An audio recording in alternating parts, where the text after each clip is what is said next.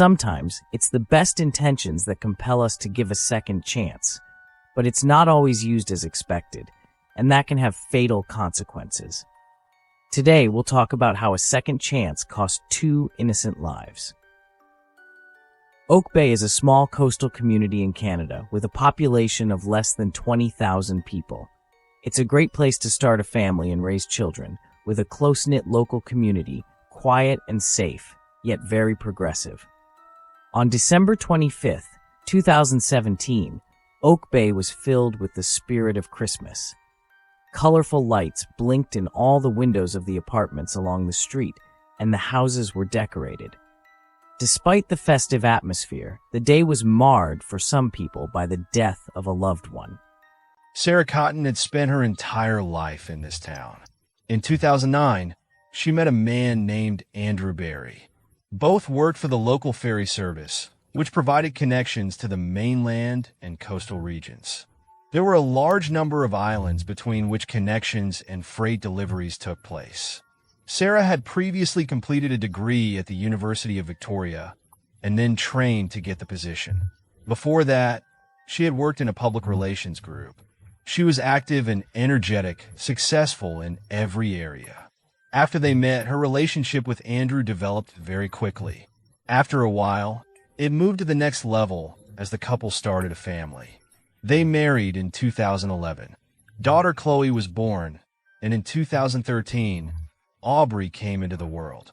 As usual, the beginning of the young couple's relationship was promising. It seemed they were sincerely in love and treated each other with great respect. But everyday life can ruin even such loving couples. After the birth of the children, the relationship deteriorated significantly. Another difficult phase was the tragic death of Andrew's father, who died in a car accident in 2013. Against this backdrop, Andrew's behavior began to change dramatically and became very troubling. The man exploded over trivialities, provoked conflicts during pleasant situations, after which he insulted his wife. As it turned out, Andrew's father had previously kept the young man's bad temper in check, but now their main protector was gone. In this context, Andrew behaved more freely and even aggressively. Initially, the young mother tried to smooth over all conflicts and hide them from others, hoping that all this would simply stop when the difficult time for the family was over. Unfortunately, the situation only worsened. One day, the couple got into a heated argument over child support. This was the first time Andrew made a threat. If the problem wasn't solved, said the young father, he would be willing to kill the whole family. Such threats frightened Sarah. His outbursts of anger became increasingly uncontrollable, and his behavior more unpredictable and disordered. When the man became angry, he started driving recklessly and caused accidents on the road. At first, Andrew tried to do this without the children present, but later he completely lost control and allowed himself such escapades even when the girls were in the car. It became increasingly clear that this once strong marriage had become a real threat to the lives of Sarah and the girls. They were growing up in a very unfriendly and unsafe environment that now began to threaten their lives. But the woman still tried to save the marriage. Several months passed in this state until Sarah finally reached a breaking point. The young mother decided to end the relationship and bluntly told her husband. She insisted that he move out of the family home that very day. Instead of calmly packing his things and leaving the house, Andrew provoked another argument, after which he broke into his wife's bedroom and began to strangle her. She managed to free herself from his grip, after which Sarah took her mobile phone and called the police. Andrew continued to behave inappropriately until the police officers arrived. His violent behavior was obvious. In light of the threats, the young father was quickly arrested and taken to the station. After this incident, Sarah was able to obtain a restraining order that ensured her ex-husband could not approach the children or herself. It seemed the whole family could finally breathe a sigh of relief. The man was calmed and brought under control. He stopped his harassment and controlled his outbursts of anger. Andrew moved into an apartment where he lived alone. The ex-wife raised their 2 daughters alone and continued to live with them in the family home. The young woman worked tirelessly, including overtime, to provide the little girls with everything they needed. Her parents supported Sarah and took care of the children while their mother went to work. Her then-husband did not support her financially.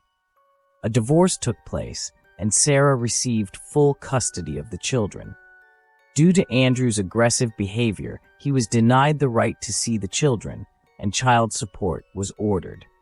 Sarah surrounded the girls with love and devoted all her free time to raising the children. This went on for 3 months until her relationship with Andrew changed for the first time. The man apparently missed them and got in touch.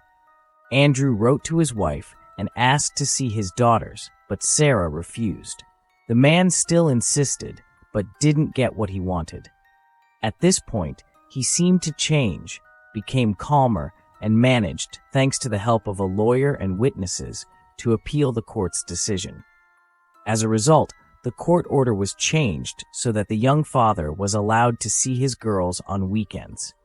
He now had official permission to interact with his children, of whom he was so proud. The woman had to bring her daughters to their father, but she didn't leave them unattended. Under her supervision, Andrew got along well with the girls. Unfortunately, this was the beginning of a true tragedy, but it was still quite far off. Within a few years, problems arose related to child support and joint ownership of the house.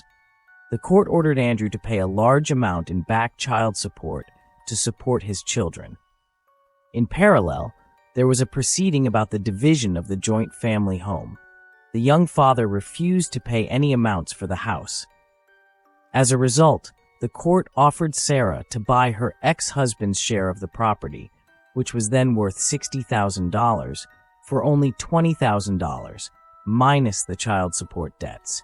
This meant that she would obtain the rights to the property in this way and have no claims for unpaid support. The woman agreed to these terms. However, Andrew was against such a repayment of the debts and tried to contest this decision in court. During this time, the man often took his daughters to spend time with them. According to the court order, he could do this without the mother's presence. Soon, Sarah noticed increasingly troubling signs. One day, when the children returned, she discovered a spot on Aubrey's head that looked like a wound from a blow. She called her ex, who claimed the girl had accidentally bumped herself while playing. But the next time, according to the girl, her father went even further and tried to touch her in intimate places. He labeled the accusation of molestation as absurd, but Sarah believed her daughter. She decided to act immediately and turned to the Child Protection Agency. An investigation was launched, during which the father's contact with his daughters was strictly monitored. Despite the complaints of the daughter and the mother, law enforcement and child protection officers were unable to find evidence of the man's misconduct and intentions. They simply threw up their hands. The father claimed the child had simply fallen and therefore had a scrape on her head. That sounded plausible enough. The touch could not have been malicious. He had supposedly accidentally touched the girl while playing. The woman insisted that Andrew posed a threat to her daughters. He had previously behaved strangely and suspiciously. The daughters didn't want to talk to him, and the mother wanted them to have no contact with him at all and tried to forbid him from seeing the girls. The custody dispute continued in court. At the end of 2016, Sarah again questioned her ex-husband's ability to care for the children. Once, the ex-husband left the youngest daughter alone in a stroller in a public place while he moved quite far away from her. Furthermore, the mother of the children claimed that her husband had repeatedly spoken badly about her in front of the little girls, which she saw as an attempt to turn the girls against her. The trial began. Each side presented their version of events and claims. In the end, nothing changed.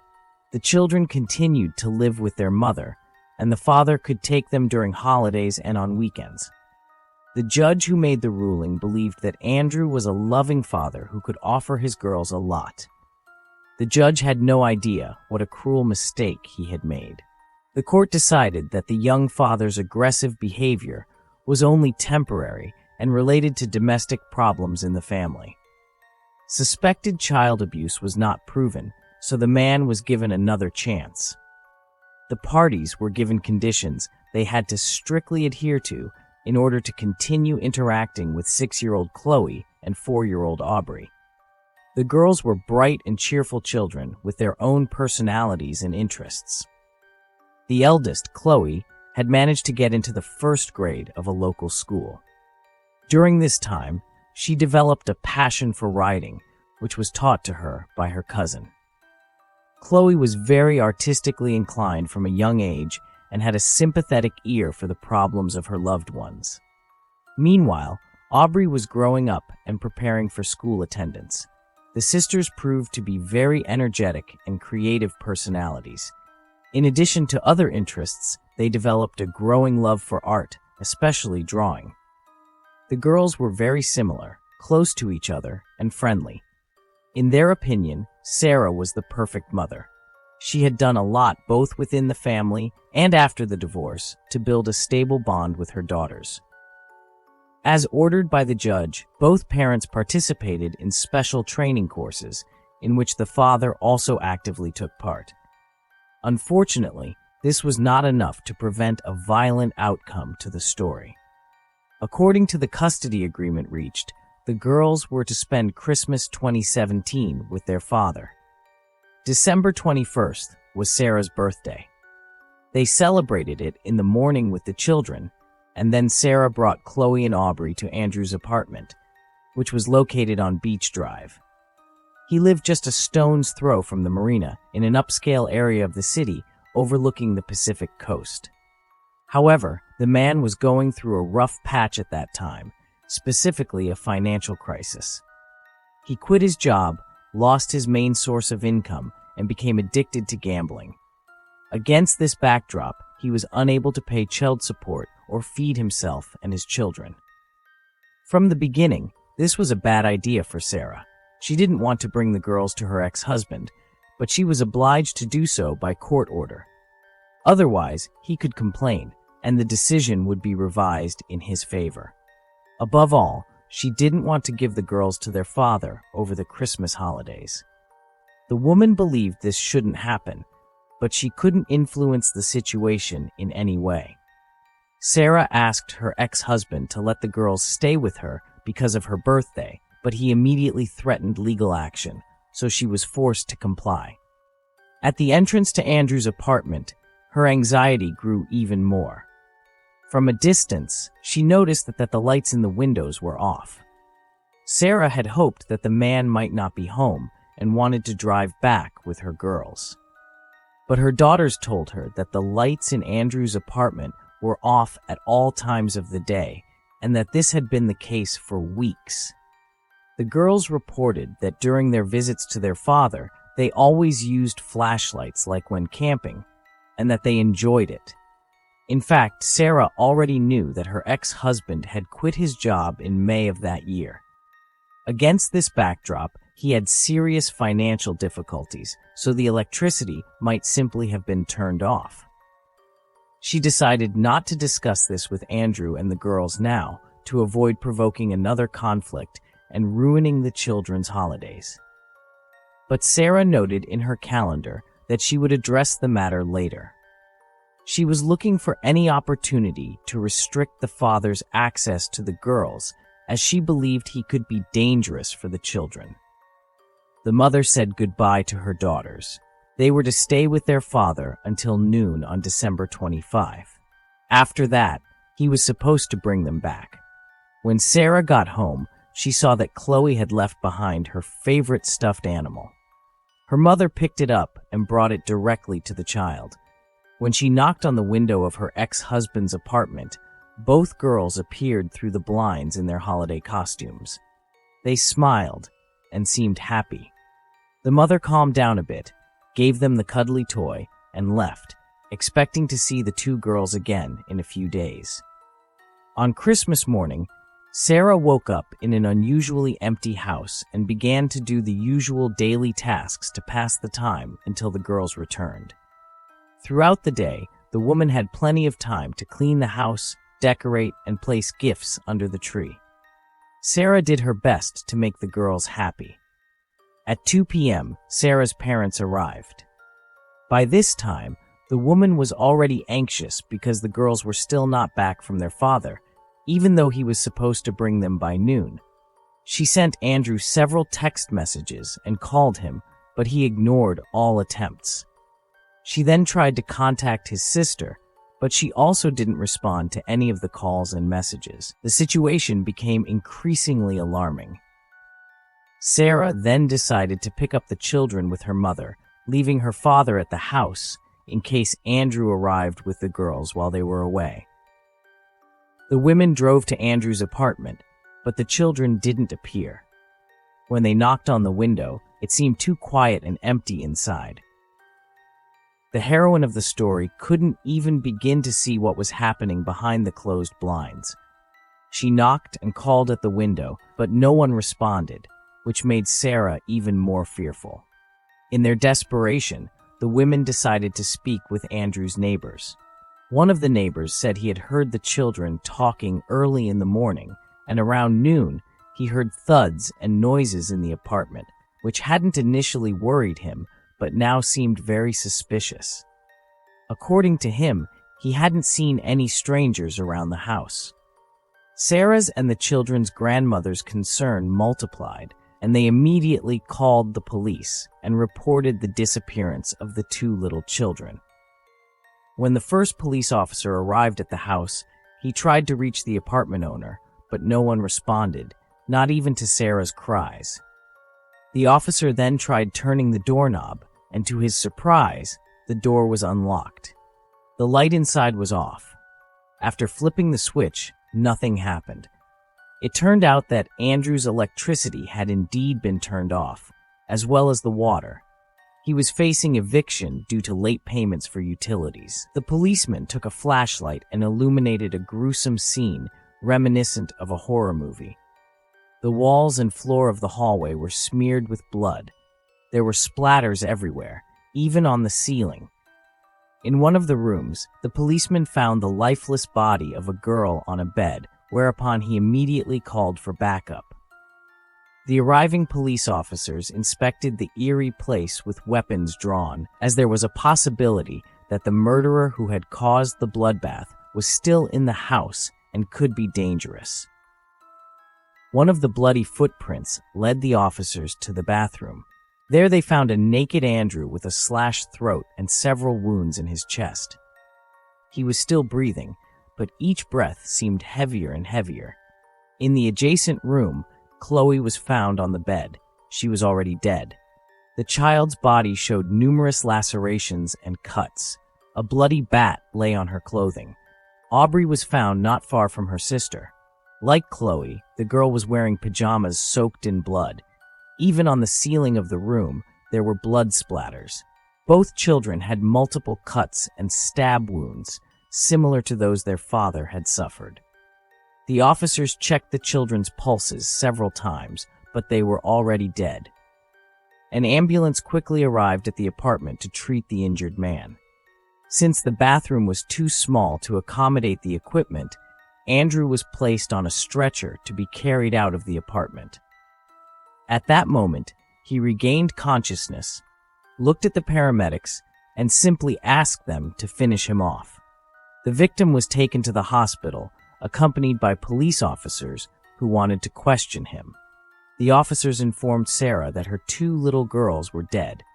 She was restrained as she screamed hysterically and tried to force her way into the apartment. Sarah had as many questions as the investigators. How had her two little angels been brutally murdered on Christmas Day? She knew the answer. Their father had killed them. Despite his severe injuries, the man immediately became the main suspect. Sarah insisted that he posed a great danger to himself and others. Considering his condition and the nature of his wounds, the police believed they could talk to him very soon. Under such circumstances, police officers obtained truthful confessions, so the investigators wanted to speak with Andrew while he was in the hospital. They hoped to find out as quickly as possible what had happened to the children and himself. The police assumed he had massacred defenseless children, and after realizing what he had done, decided to take his own life. The children's bodies were so mutilated that the cause of death and all injuries could only be determined on the forensic table. Probably the older daughter was killed first, then the younger. Chloe was struck very hard on the head with a baseball bat, and her skull was fractured. Subsequently, the little girl was stabbed 26 times, similar to the injuries her father had suffered. Some of these injuries had been inflicted on the child before her death. The rest were added posthumously. The cause of death appears to be blood loss. Aubrey's condition was even worse. Her body showed 32 stab wounds that caused fatal bleeding.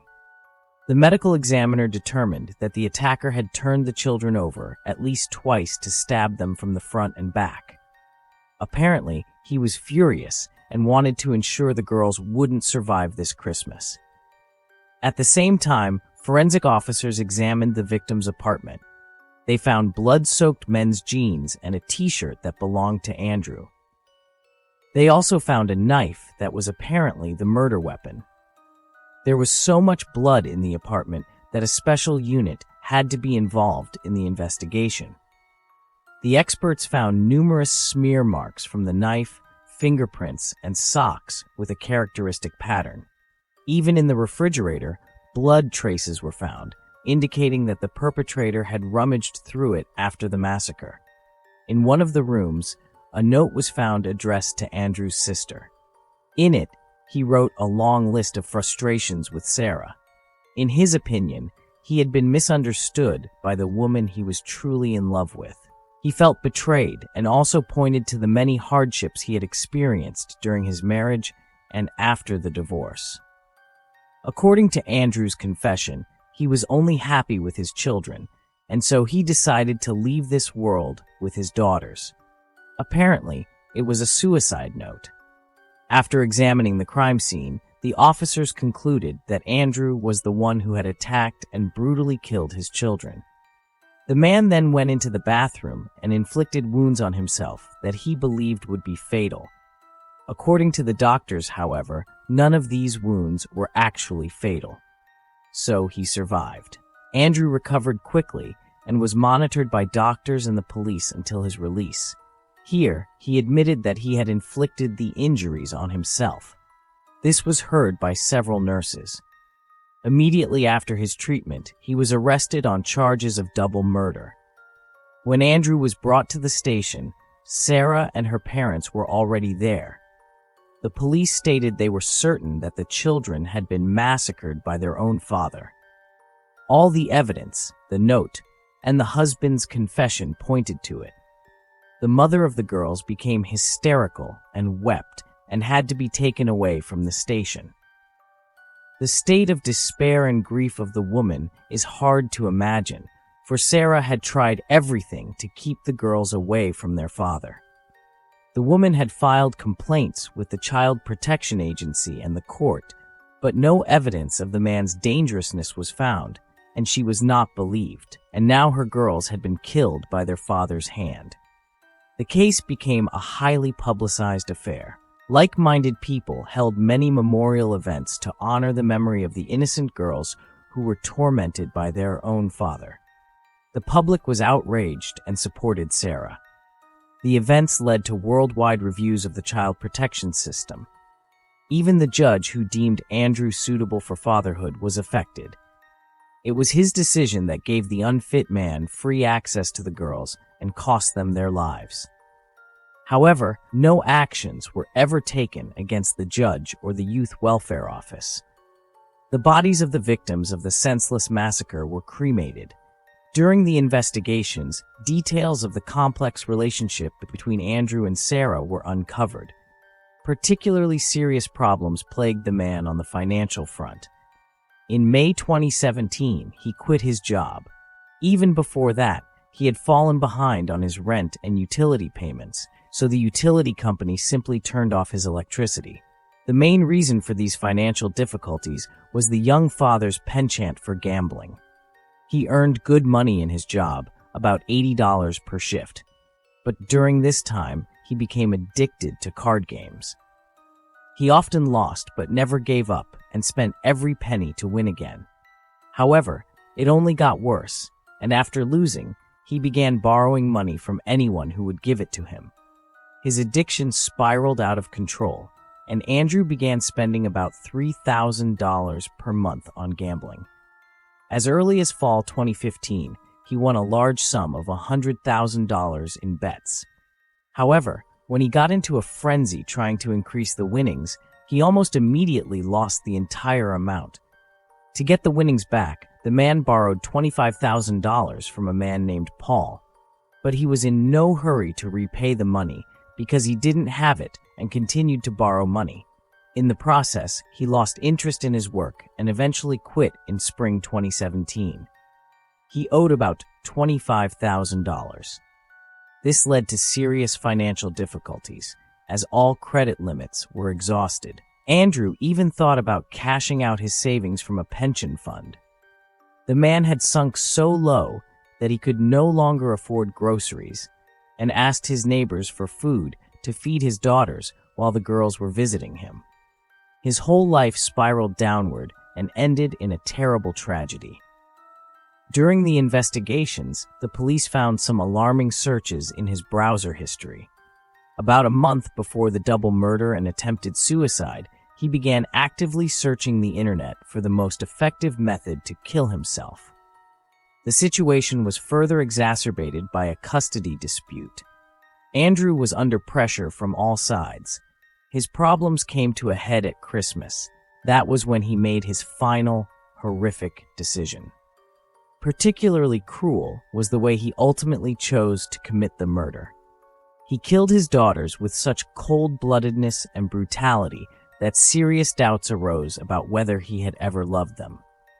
On January 16th, the trial against the double murderer began. The prosecutor described in detail to the jury the relationship and life situation in which Andrew found himself shortly before the crime. The prosecution assumed, however, that he had voluntarily gotten himself into this situation because he was unable to overcome his addictions. His actions were clearly planned and deliberate, as everything, including his browser history, proves. The lawyer relied on an apparent inconsistency in the investigator's work. He claimed the patrol officer had left the apartment while waiting for backup, but what happened in the apartment during that time was unknown. According to him, Andrew and his children were victims of a murderer who had come to settle the man's debts. At the moment the police officer left the apartment, the real perpetrator could have escaped via the fire escape. That sounded absurd, and the prosecution dismissed the allegations. The apartment had been monitored the entire time. No signs of forced entry were found, and it was impossible for the perpetrator to sneak past the officer unnoticed from the apartment. Moreover, these claims didn't match Andrew's confession made in the hospital. In the hospital, he asked the paramedics to finish him off, meaning he had injured himself. His note indicated that he wanted to take his own life and kill the girls to keep them with him after his death. The lawyer, however, insisted that the family could have fallen victim to an outsider, a murderer who also wanted to get rid of the children he hadn't expected to find in the apartment, or they were all random victims of a madman. The fact is that on April 25, 2017, a woman was assaulted not far from Andrew's house. She was also stabbed, but the police couldn't find the attacker. The defense believed that both crimes could have been committed by the same man who was still at large. But the nature of the wounds and all the circumstances were different, and everything pointed to the defendant's guilt. As the court began to describe the crime scene in detail and present the evidence, Andrew cried. The prosecutor was convinced that the massacre of the children had been committed by their own father. Evidence included bloody sock prints on the floor. If the attacker had been an outsider, he would have worn shoes, because one only wears socks in a domestic environment. They could confirm that the fabric pattern of the socks imprinted on the blood was identical to those Andrew wore on the day of his arrest. The medical examiner also emphasized that the wounds of the man and the children were identical. Andrew admitted to wounding himself, and the children had similar cuts, meaning they were inflicted by the same person and with the same weapon. In the trial, the defense attorney didn't relent and accused Sarah of exerting moral pressure on the man, which could have triggered his aggression. The attorney tried to prove that she had significantly contributed to destabilizing his mental state. The grieving mother defended herself against these accusations, stating that the ex-husband had been aggressive for a long time, which was the reason for the divorce. She had only tried to protect the children and shield them from a dangerous, unpredictable father. That's why she had filed complaints with all authorities, but they were all ignored. Sarah had at least tried to ensure the safety of such meetings.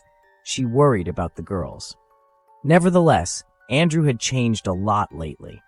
His condition seemed to have improved, but no one realized it was all just a show.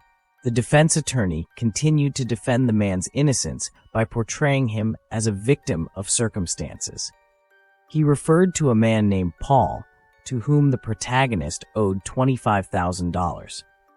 According to Andrew, he couldn't pay his debts and therefore had to store a suspicious bag in the apartment, the contents of which he wasn't supposed to know. At regular intervals, various people who looked like criminals picked up the bag, and they had a spare key that Andrew had provided. One of them, according to the defense, had committed the massacre in the apartment. Then the prosecution had questions for Andrew. How could he bring children into the house if criminals were constantly present there?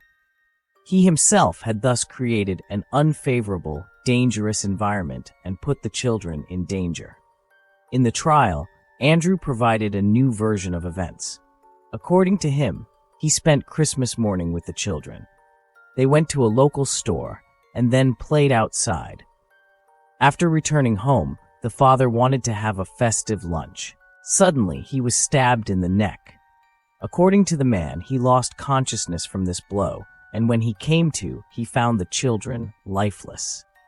The intruder was still in the apartment, but Andrew couldn't see his face because the lights were off. However, he clearly recognized that it was a dark-skinned man with dark hair. The perpetrator rushed into the kitchen and grabbed a knife, whereupon a fight ensued. Thus, Andrew received several more blows and lost consciousness again. However, during the search, neither the mysterious bag nor traces of the unknown person were found, neither DNA nor fingerprints. The prosecution was convinced that the main motive for the murder was Andrew's financial problems. He was disillusioned with life, couldn't pay his debts, couldn't provide child support for his children, and decided to kill his children to free himself from this predicament. The jury deliberated for 3 days before finding Andrew guilty of second-degree double murder. The child murderer was sentenced to life imprisonment with the possibility of parole after 22 years. Andrew showed no emotion when the verdict was announced. The family of the murdered girls was astonished at the leniency of the sentence, but could never appeal the verdict. Thank you for watching, and take care of yourselves.